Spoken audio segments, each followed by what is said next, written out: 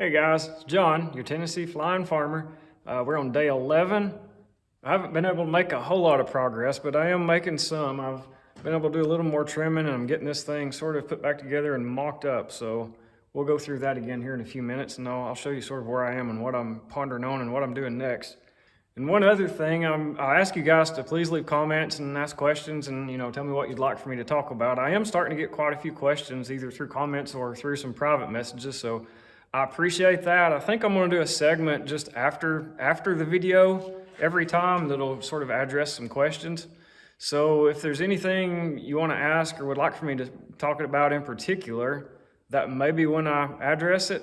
I promise I'm not ignoring any of you guys. If I haven't answered your question within a couple of days, please send it again. I may have missed it or something like that, but I'll try to answer everything. So hang around after the video.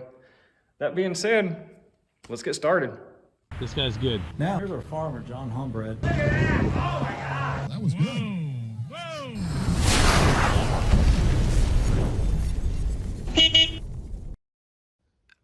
Okay, so to start with, I managed to get quite a bit of it put back together actually. I've got this top skin put back on here.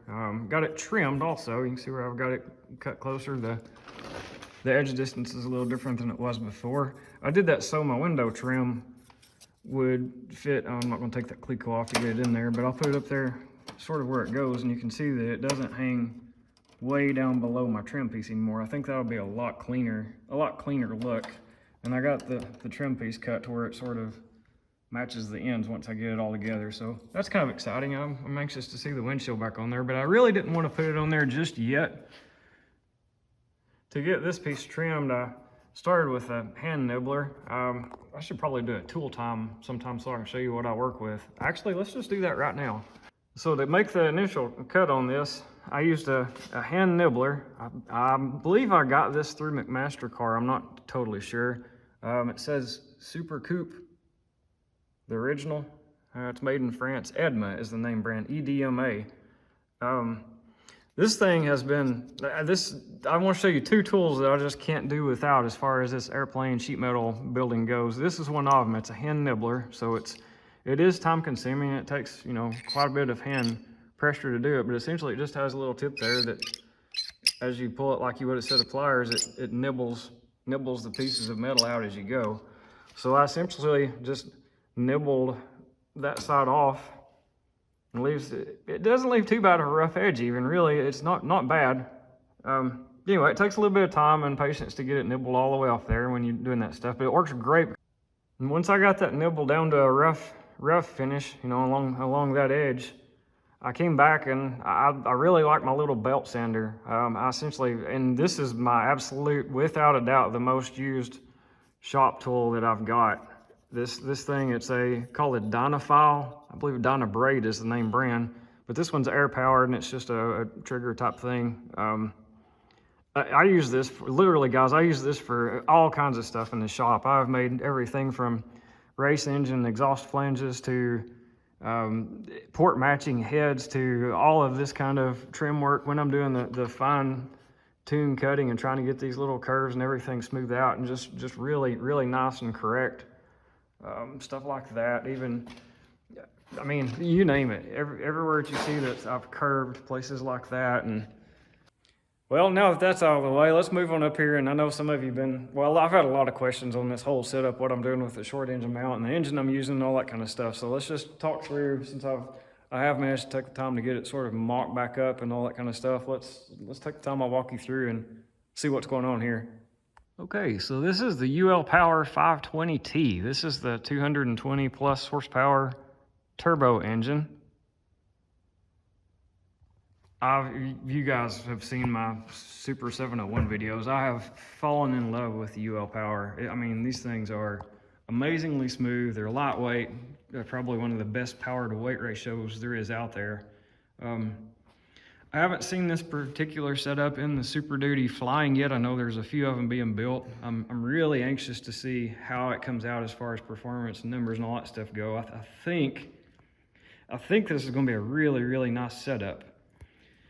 Anyway, to show you what I'm talking about as far as it being tight, I told you guys in one of the last videos, I custom made my engine mount, and you can see where some of these tubes I've had to shape to fit basically around the turbo just to make everything fit. They've had to, things are just stupid tight. I'll just tell you right now. Anyway, this engine mount is about 6 inches shorter than the stock engine mount that you can get off the shelf through UL Power.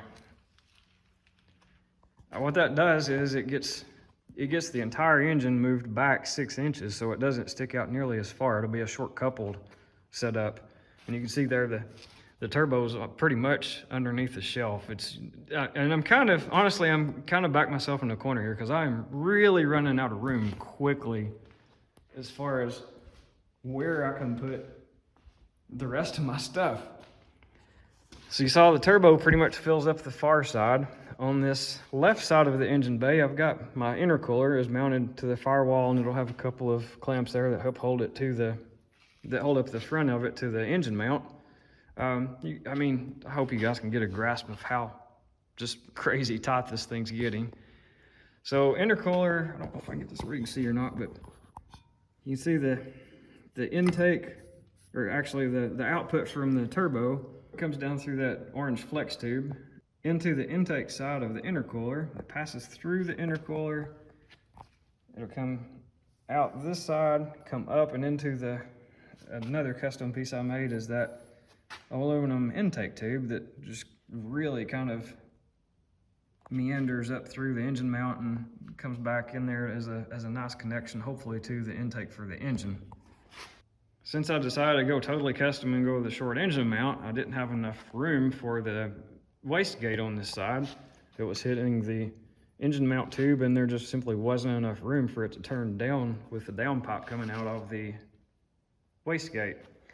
So that was one of my first and biggest modifications. I got the approval to go ahead and modify that, and cut that completely apart, pretty much redid their exhaust system. Patched the other side, but I put a little heavier flange end cap in this side of the exhaust collector, put the flange on it for the wastegate, and Y-pipe this setup into a single pipe. So the turbo exhaust comes out there, it comes down into a Y, so I fabricated all this, brought the Y in together, and it all comes out one single big pipe instead of dual exhaust. Really curious what's going to happen here as far as how it sounds. I'm pretty sure it's going to change it some, but I don't know if it'll be noisier or just completely different, or if you won't even really notice, but we'll find out as time goes. I looked at several different intercoolers locations, the ones recommended through UL Power and the ones recommended through some of the dealers here, and I could not find anything that would work with this short engine mount and to be able to get it on top like I wanted to. And one of my goals here was to keep everything low profile. I don't want anything totally obstructive to the visibility from inside. And if I raise this high enough to put an intercooler in there and get a good ram scoop going through it, I'm going to have a pretty good height distance, and I just don't want to have to look at that from the seat. So I decided to go ahead and rear mount the intercooler, which is going to create a total issue in itself because I'm going to have to duct air through it, which is what this piece of white foam is for. I've started whittling on it. It is just a plain old, actually I got it through Hobby Lobby. It's just a plain block of foam that I've glued together with hot glue, and then I start whittling on it just with a belt sander. So I've got this thing set up in a two-piece because it's tough to get it all in and out with one. There's the bottom. You can see I've kind of got it matching the intercooler, and it has to make some pretty good turns to get around everything. So the next piece brings it just forward a little bit more, and it sits right on top of that. Once I get through, I'll put all this together and make it all in one piece. And again, this is just a mold. So what I'm doing here with this, I'm creating a mold so I can build a composite, kind of like I did for the Super 701. This is one of my first pieces of carbon fiber I ever made, and it was essentially a transition to bring two air ducts into one to send it through the oil cooler on the small oil cooler I had on the Super 701 to start with. Later, I went to a little bit bigger oil cooler, and I had to come up with a bigger duct. So this was my first attempt at carbon fiber. Well, I'm gonna be using this foam to do the exact same thing. Once I get it shaped nicely, I still have a lot of cleanup to do there. But once I get it shaped nicely, I'm going to build it with carbon fiber, and then I'll of course get rid of the mold. So it'll be a hollow carbon fiber piece. Now you can look at that and say, well, it's not all that tight yet, but you got to take into consideration there's still all the ignition wiring system, the heater muff and all that stuff has to be put on that. So there's an insane amount of stuff that still has to come through. I've got to work on fuel lines, wiring, the spark plug wires come off of the coils. There's two coils on the UL Power. There's one for the, well, they have 2 plugs per cylinder, so there's essentially a right coil and a left coil, and one works one plug and one works the other. So you've got redundancy built in there as far as the ignition system. Anyway, I mounted these on top of the shelf in the Super 701. It worked really well, so I'm doing the same thing in this Super Duty. I'll have the left coil here and I'll have the right coil on the other side. What you see over there is actually the voltage regulator. I haven't figured out exactly where I'm gonna put it yet. It'll be mounted here somewhere too, so there's still lots of bits and pieces that have to be figured out how and where to nicely mount. So anyway, as far as things getting tight, I think I showed you guys the other day, I did get my eyeball vents mounted. I'm kind of excited about that. I think that'll be really nice to blow a little bit of nice cool air into your face as you're flying. But I want to keep the ductwork for it hidden, so there'll be 2.5 inch flex pipes that come up here. And of course, where do you get the air for that? Because there's really not enough room on the sidewall to put a nice duct or a nice opening. And even if I do, there's not really a good way for me to get it from here all the way over there without having stuff exposed. So I just don't have a good way to do that from the side. The only way I could figure out to do that, the only place I figured out that I could do that is going to be right there around all this other system that's already tight anyway. You can see the hole through the firewall. It's actually a sort of a oblong oval shape, kind of a rectangular with the softened corners. Essentially what's happening here, I have a piece of foam cut out with that same opening. This piece of foam will fit up right there. And of course it'll be composite when I get through too, probably carbon fiber. I'll fix 2 little 1.5 inch outlets for it that'll connect and run to the eyeball vents. So that gets kind of this side, and I think I can have it pretty much all hidden.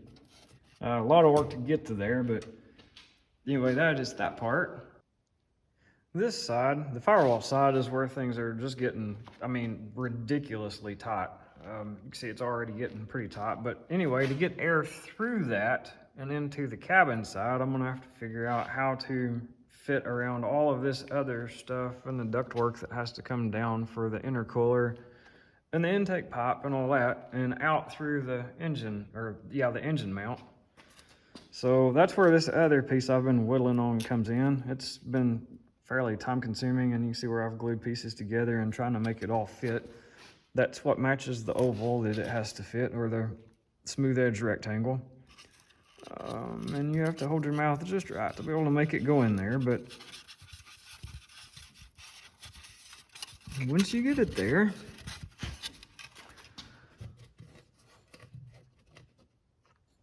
let's see, I got the lines to match. You can see the line there.